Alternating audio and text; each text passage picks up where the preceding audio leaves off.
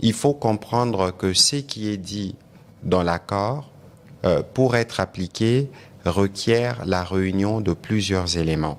Restaurer l'autorité de l'État aujourd'hui signifie le retrait des troupes rwandaises, la cessation de soutien au M23 signifie les retraits du M23 et c'est ça qui permettra de restaurer l'autorité de l'État. Je rappelle ce n'est toujours pas clairement dit dans l'accord, monsieur le ministre. Bon, c'est ça le problème. Ni à Washington, ni à Doha.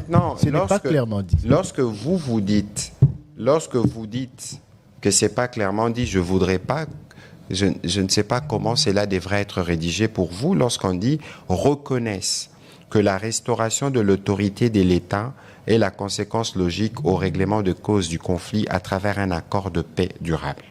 Les parties conviennent, deuxième paragraphe, que le rétablissement intégral de l'autorité de l'État sur l'ensemble du territoire est un pilier fondamental de l'accord de paix. Cet accord définira les modalités, les étapes et les calendriers de ces processus. Et je pense que la réponse est là. Comment vous pouvez penser, par exemple, qu'on peut négocier sur les respects de l'intégrité territoriale? Comment pensez-vous qu'on peut concéder sur les rôles régaliens de l'État? On ne va pas confier la sécurité de notre population à des forces rebelles. À la MONUSCO? À la MONUSCO non plus. Parce que le rôle de la MONUSCO est clairement précisé dans l'accord. C'est pour ça qu'il est important que pour vous et nous, que nous allions étape par étape. Nous sommes aujourd'hui à l'étape de l'accord de principe. Il y a 10 jours qui a été accordé aux signataires pour voir comment ça s'est mis en place en termes de mesures de confiance pour les uns et les autres, et que par la suite, il y aura les discussions qui vont porter sur l'accord qui sera assorti d'un calendrier, parce qu'il ne faut pas oublier qu'il y a une dimension, j'allais dire politique ou civile, mais il y a aussi une dimension militaire.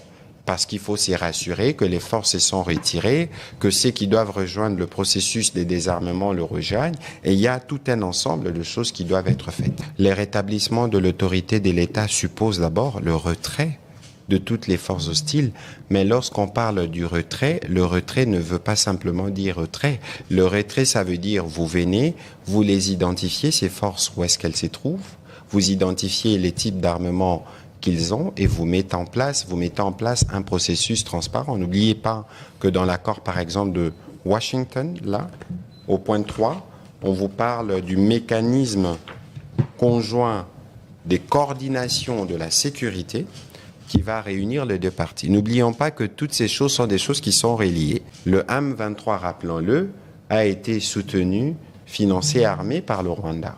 Et donc, dès lors que nous avons déjà convenu avec, je peux permettre la formule, le père du M23, le Rwanda, que nous avons un mécanisme qui va y compris travailler à sortir les troupes rwandaises, et c'est dans les mêmes esprits que cela doit se faire pour le M23. Ouais. Et donc, de manière progressive, ici, Christian Lusakweno, les choses ne se feront pas comme sur une télécommande.